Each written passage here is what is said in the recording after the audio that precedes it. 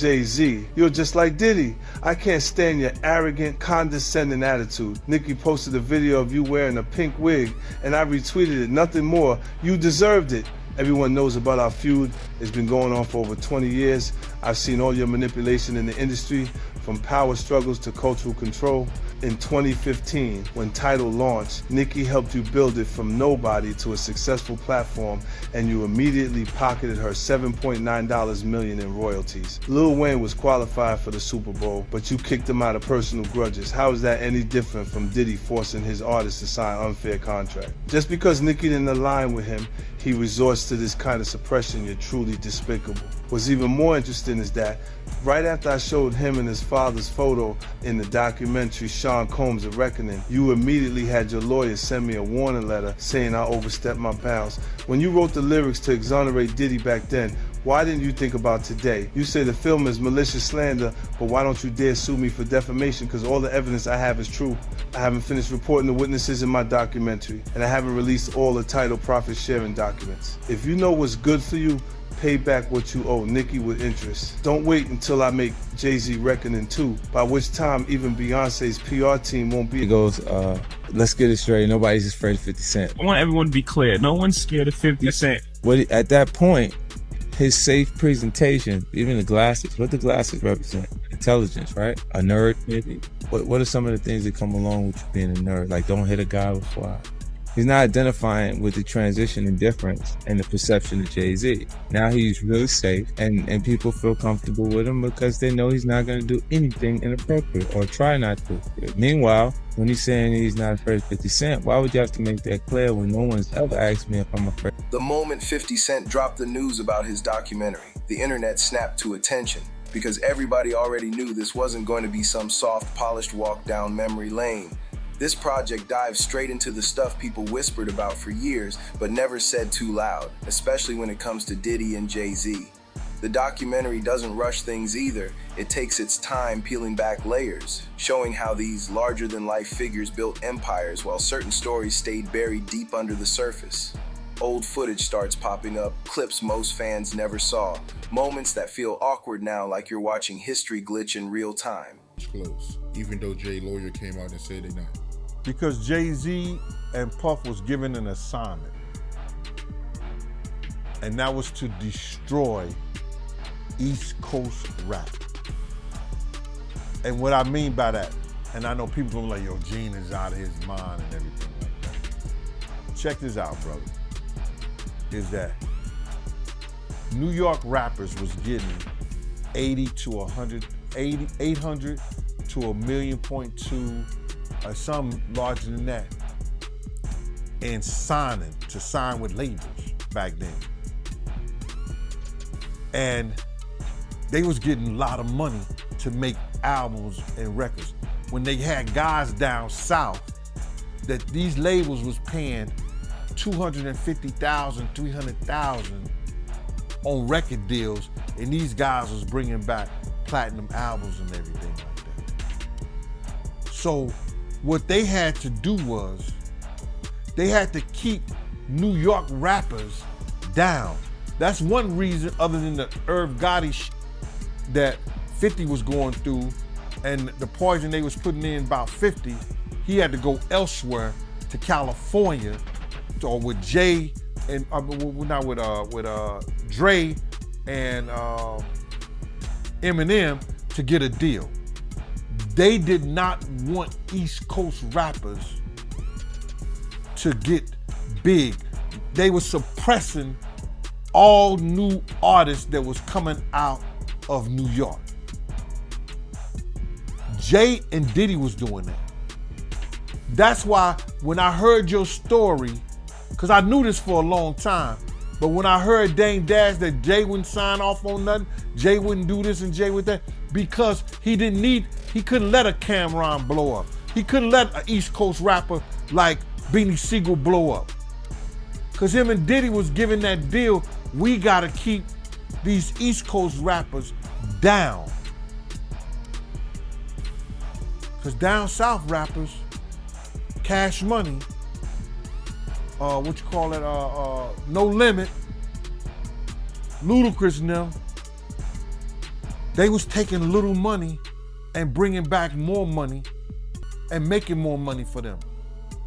So the record labels, I wouldn't say they was gonna lose off the East Coast. Look, when Jay signed his contract, the big one was with Beyonce. When he signed that contract, the marriage contract, he got trophies.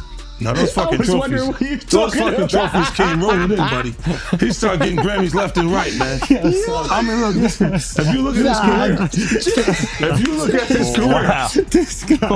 You're gonna let him say that? Jay was getting Grammys. he had one. Exactly. He had And one. he didn't show up. No, he had like 20 now. Hold on. He had like 18 since he been down. Look, he had one, bro. Hard Knock Life. You're not wrong. At the same time. After that, he got them shits. He started drinking. His pictures with him. Fucking things the cup. Wait a minute. So you're saying the success is derived from the marriage? I've absolutely been treated differently. The accolades. Because he's no longer viewed as what, like a street or gangster rapper. Now he's viewed as a businessman, entrepreneur, family man. And the biggest ones because of the position Beyonce's. Oh, wow. Right? You were connected to the biggest. Jay got it for the music. Jay got it for the music. No, I'm saying shit you didn't see. He deserved those. I'm sitting there, it's like this, like Black excellence. They're sitting there like, yeah. It's the billionaire brunch. You're like, I hate you, man. unaware of anything going on here. This is the one time I'm gonna be with you niggas this year. Yeah. Come on, bro. That's crazy. That's crazy. He just looking at his watch during the whole Rock Nation break. Like, is it 3:30? Yeah, it's almost time to get out. What the fuck is that? Yo, I feel like I'm normal again. Get me out of here. Oh wow! So that's the deal he signed, huh? Yeah, that's the deal. Like, the other ones didn't count as much as that one did. Insiders come forward with claims that don't sound rehearsed or media trained, just raw memories from people who were actually there when the deals were made and the power plays went down. The crazy part is how calm everything looked on the outside back then, while behind the scenes, according to the documentary, there was tension, silence, and a lot of unspoken rules about what could and couldn't be talked about. Watching it feels less like gossip and more like connecting dots that were always there but ignored, especially when you realize how many people benefited from staying quiet. Every clip, every pause, every side-eye moment makes you wonder how much was edited out of public history on purpose. I advise Beyonce to divorce Jay-Z as soon as possible because I'm ready to shoot a documentary about Jay-Z, and I guarantee it will outgross Diddy's documentary. If Beyonce sends me a legal letter on behalf of Jay-Z, I remind her to stay quiet. This is a dispute between men, and she has no right to interfere. I have to let everyone see the true face of Jay-Z. Jay-Z and Diddy have been longtime friends, and their business dealings never stopped. He frequently attends Diddy's parties, so why do people think he's innocent? Jay-Z and Diddy got involved in the same case in 2024, where a victim claimed she was assaulted by both Jay-Z and Diddy. I remember Jay-Z saying these were all rumors and that he was defending Diddy. But ironically, Diddy got arrested in 2025, and there's enough evidence to count his crimes on one hand. I've known him for 20 years, and I know how many bad things they've done behind the scenes. After Jay-Z founded his company, he repeatedly got into copyright disputes. In 1999, he was convicted of third-degree assault and served time in prison. He was unfaithful to Beyonce, and he was caught by Beyonce's sister.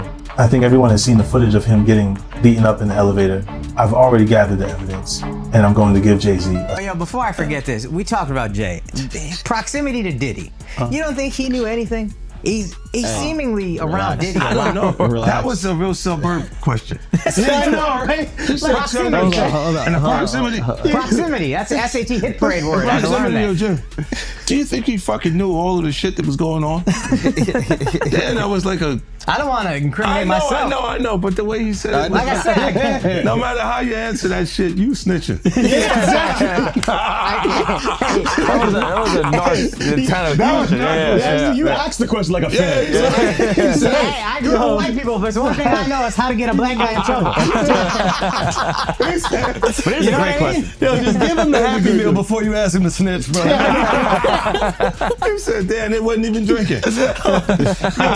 Speaking of, how the hell you pronounce Lechimendewa. Okay. It's the King's Path. King's Path. Because I know Branson. Yeah. That's the one I pronounce. Branson. That's the Branson lifestyle. You know, be outside. Biff, you're not worried that if you throw little and you don't throw out allegations, but like you kind of poke fun at them. You just ask questions. You're not worried that it comes back your way? Like people dig up your past and try to pull stuff up? I don't got that shit in my past. I'm not.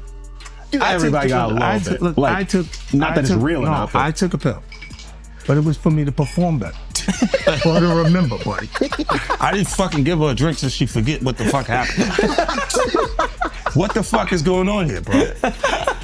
Yes, I took the drink. I gave me the fucking drug to perform. So she could remember and possibly love me for that.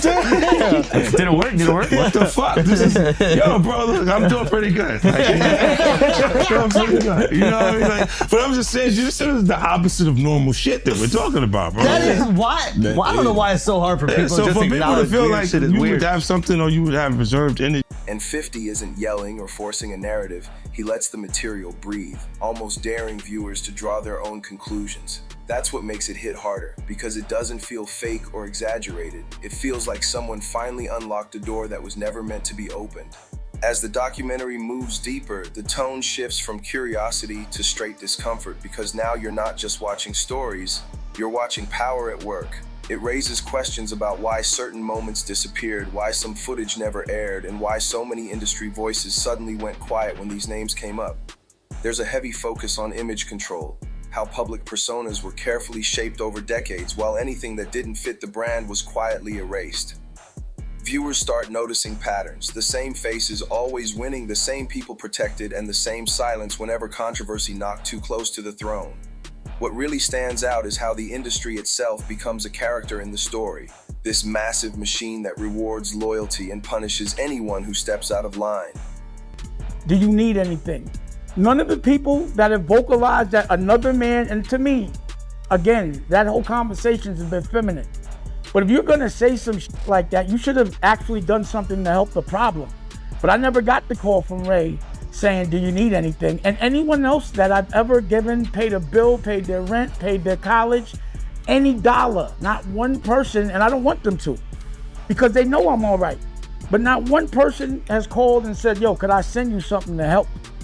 But I don't need the help. But if you're gonna talk about it, be about it.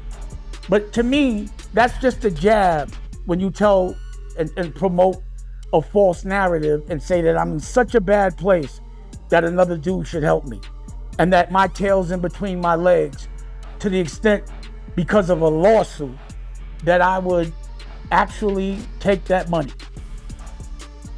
I'm a man. I don't want nobody to give me nothing but the opportunity to do what I gotta do, and I don't see no opportunity. I don't want to perform for the Super Bowl. I'm not all right with the NFL. I'm still mad it ain't no black owners. We went from kneeling to being happy when we could perform for them. That wasn't what I was about. I was about ownership of our own league and taking pride in that.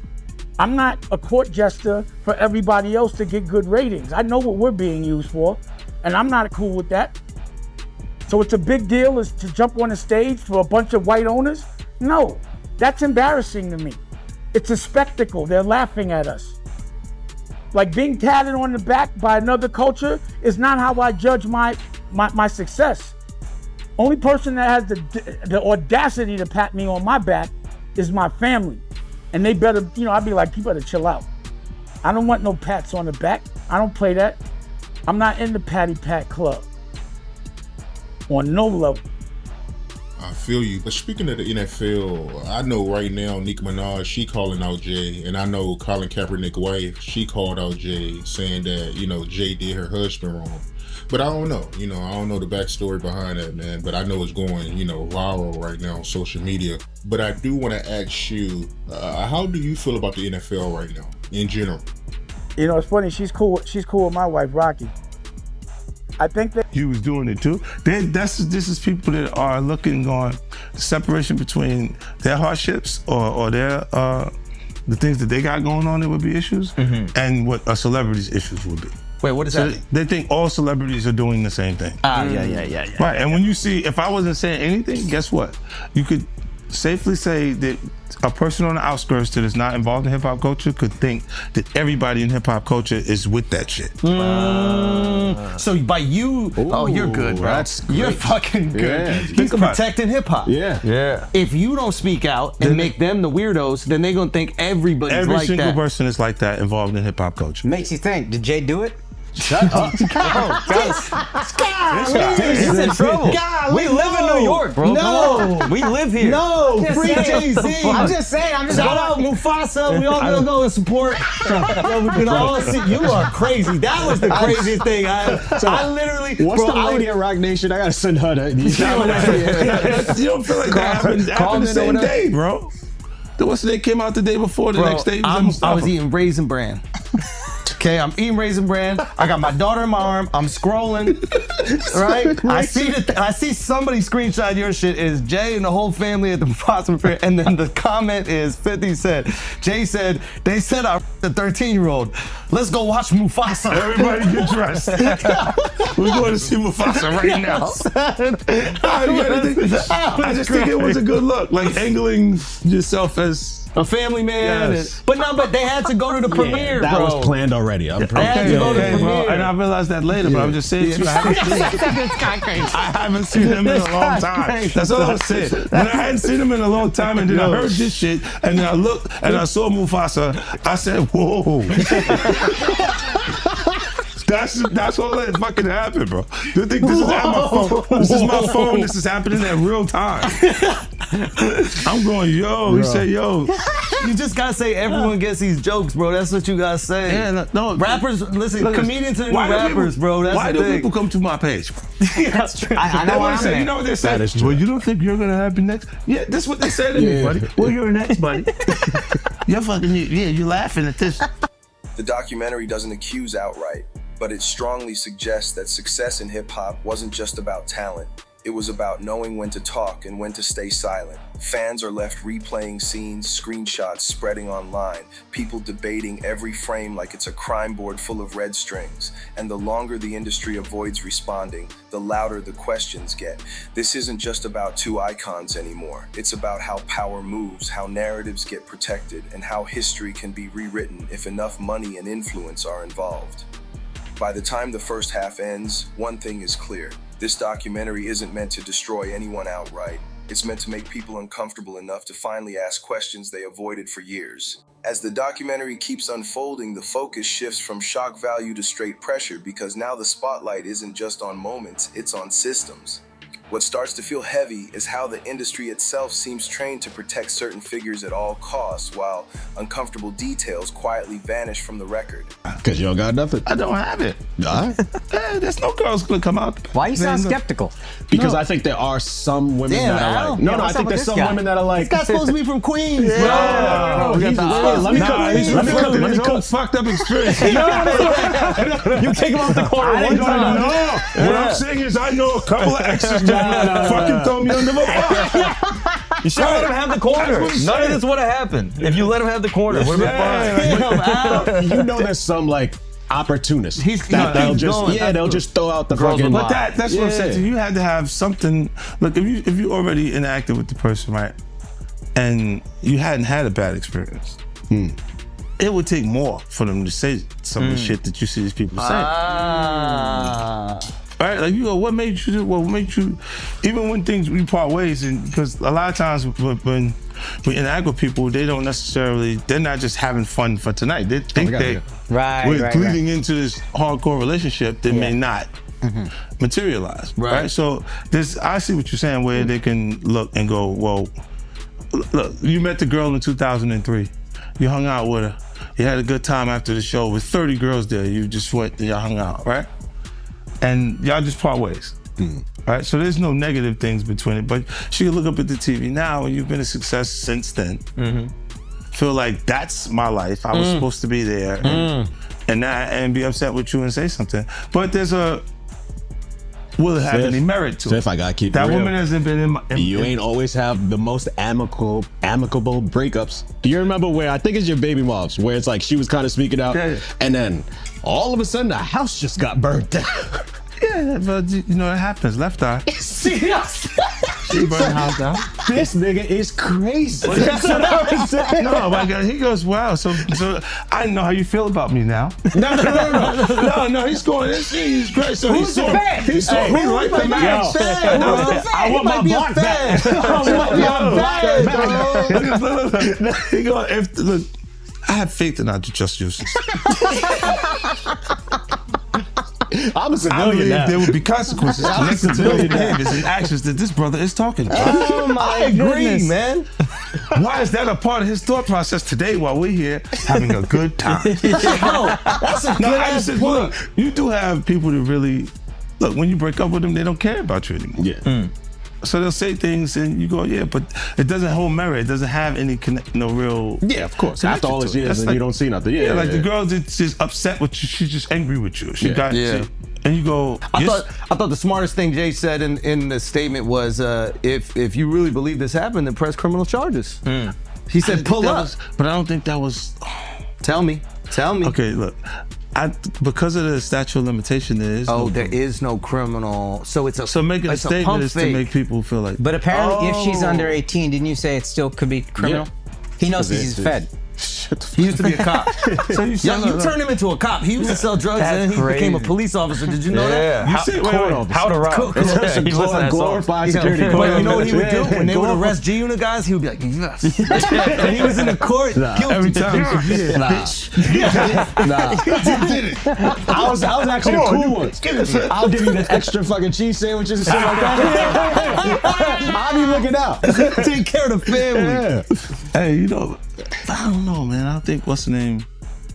I get confused too. When you look at this shit, it's a lot. It's a lot of confusing information, right? But I think when you do point out that, why didn't you file criminal case? Because you can't. You can't. It's over 20 years old. This was 2000, bro. No, but was shot up when I think if it's a minor, when they're saying you can't- this is happening, I'm not even 50 Cent yet. Yeah. Oh wow. You see what I'm saying? Like this is that dates long that ago. far back. Yeah. So it's like I'm not.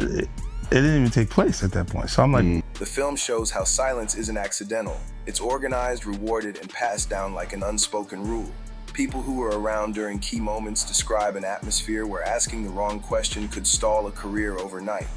That's where the tension really kicks in, because viewers realize success wasn't only about music or business moves. It was about knowing how to move without disturbing the hierarchy. The documentary leans into how public images were polished until they looked untouchable, while anything that didn't fit the narrative was clipped, buried, or never released at all. I'm saying, Sean Carter, you're a piece of shit. Taking Pimp C wasn't bad enough. So why does it all come to a head now? Why now? Why? Because he's the acceptable monster at this time. Like R. Kelly was the last time I sat on this couch. So who's next? Y'all don't see the lineup? Yeah, we see the lineup. I'm just waiting to see who's next. Jay-Z is setting Diddy up. Why is everyone having such a hard time? He ain't doing shit different. He lined up D. Haven, stole his life and identity. He lined up Big L, stole his life and identity. He lined up Dame Dash, stole his life, identity, and took his love. Lined up R. Kelly. He wants to be the one. Yeah, shout out D. Haven. He actually hit us up, wanted to tell this story. You need to talk to D. Haven. We need to talk to him. I told you that last year when I put you on the phone with him. You did. I want you to think about this. Allegedly, Sean Carter is responsible for enacting Hype Williams to put Aaliyah on a faulty plane to move her out the way as punishment for rejecting him, and so he could level up Beyonce, who was struggling. Let's just say allegedly that happened. Now I want you to think about 106th and Park with Mary J. Blige. Free, who is a victim of Sean Carter. Yeah. Mary J. Blige, who was a victim of Sean Combs, are sitting there talking about the death of Aaliyah amongst each other. You knew Jay personally, right? Know him, been around him a couple of times, bro. Been around him a few times, but I didn't know him. You know him as I'm sitting down and I'm breaking bread, eating off, eating a meal around him and shit like that, laughing, talking and joking like that. I've been around Jay-Z, and one time I wanted to knock his head off, because he was being disrespectful, but he didn't know he was being disrespectful because he ain't that type of dude. You understand what I'm saying? What happened? We was in Cancun and he had a personal assistant from my block named Laura, and he had brought like 3 people to the club. He had brought like 6 people to the club with him, and he was only supposed to get 3 people in. I was running the door at Daddy-O's from Industry Entertainment. They just told me Jay-Z only get 3 people in. You understand? So I'm at the door. I said, yo, Jay, you good, and 3 of your other good, but the other 3 gotta pay. So then he said, Laura, handle him. And at that time, the type of dude I was, you couldn't tell no woman to handle me. You understand? When I'm talking to you as a man. So then I said, who you talking to like that? You telling her to handle me? You understand? And then me and him, he didn't say nothing. He just turned to the side. And if he'd have turned back around, he'd have got his head knocked off. But Laura told me, yo, Gene, please, Gene, you gonna make me lose my job. You know what I'm saying? And because, 1, she was beautiful, 2, she's from our block. You understand? I wasn't gonna do that to her. You understand? So I gathered myself, stepped away from the situation, and then the promoter said Jay can let his people come in. You know what I'm saying? But he was being disrespectful. This is the same dude that Harlem cats used to laugh at and joke at. Even we was out there that time, he came to Cancun and he had a fake Versace shirt on, and they was ripping him. I mean, they was ripping him. I know he's a billionaire now, he can wear whatever he got. He got $10 million watches and shit like that. But we talking about back then. You understand? We still had those stories from back then. And it's good that a brother could uplift himself. And that's why he's the type of person that he is, because he knew how guys used to treat him.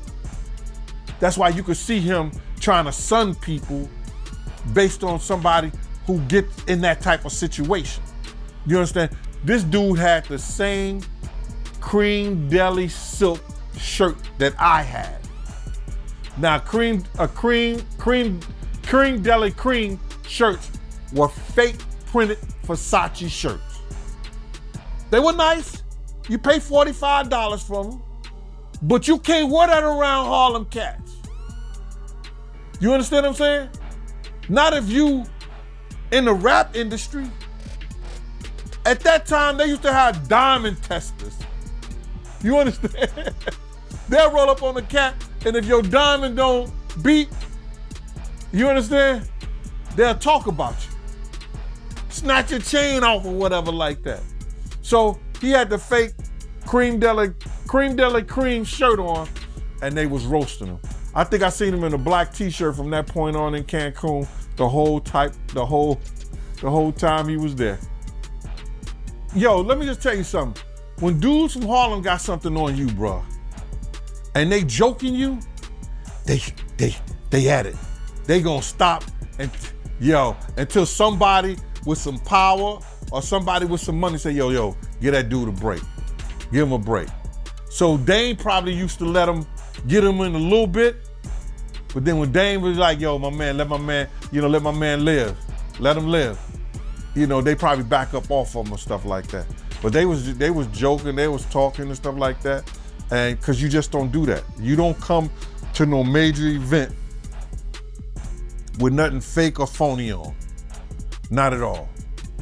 Unless the only way you could get away with something fake or phony on, if it was Dapper Dan. If it was a Dapper Dan special, you good. Old interviews suddenly feel stiff when rewatched. Like everyone knew the limits of what could be said. The industry's long memory becomes a quiet threat because once you step out of line, opportunities dry up fast. Fans watching start connecting dots between past beefs, sudden fallouts, and careers that faded for reasons never fully explained. The film doesn't rush accusations. Instead, it lets patterns speak, showing how the same names stay protected no matter the rumors. That approach makes it hit harder because it feels less like drama and more like a mirror held up to hip-hop power structures. Viewers begin questioning why so many people stayed loyal even when things felt off and how fear of being iced out kept mouths closed. The documentary also highlights how influence moves behind the scenes, not loudly, but through quiet decisions that shape who gets visibility and who disappears. It becomes clear that silence wasn't just personal choice, it was survival. The longer the film goes on, the more uncomfortable it gets because nobody can pretend this is random anymore. If it wasn't Dapper Dan, nah, you couldn't do that, bro. Not at all. Should have known better, but he was from Brooklyn. But from what you know about Jay, do you believe he's capable of doing what he's being accused of? What I know of Jay and what have I heard of Jay, I want to say this to protect myself, that there's stories of Jay talking to underage girls. It was a girl from my block that was 16, 17 years old that Jay was talking to. If she was 17. So there's plenty of stories out there that they might flood the market of Jay talking to underage girls. I heard this kid that is claiming to be his son. His mother was 15 when she conceived him and had him at 16. And Jay refused to do a blood test or anything like that. And all of a sudden, when this has gotten real big and Tony Bugsby had taken the kid's case, the kid just got arrested for having a gun in his car, I think, like that. Did you hear something about that? That the kid got arrested for having a gun in his car, and when they go and watch the tape, somebody was planting a gun in the kid's car. Now the kid who never been in trouble to that degree, and now he's facing a case for a gun case for having a loaded firearm in his car. So, answer your question,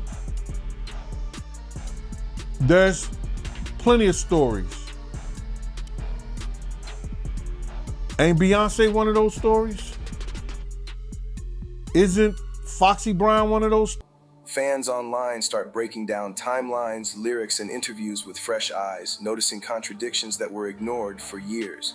What really fuels the conversation is how little response comes from industry leaders, because avoiding the topic only makes it feel more real. The documentary doesn't demand answers. It exposes the cost of never asking the questions. By the end of this section, viewers aren't focused on any single person. They're locked onto the machine itself, wondering how many stories were edited out to keep everything looking clean. That's what sticks with people, the feeling that history wasn't just written, it was carefully managed.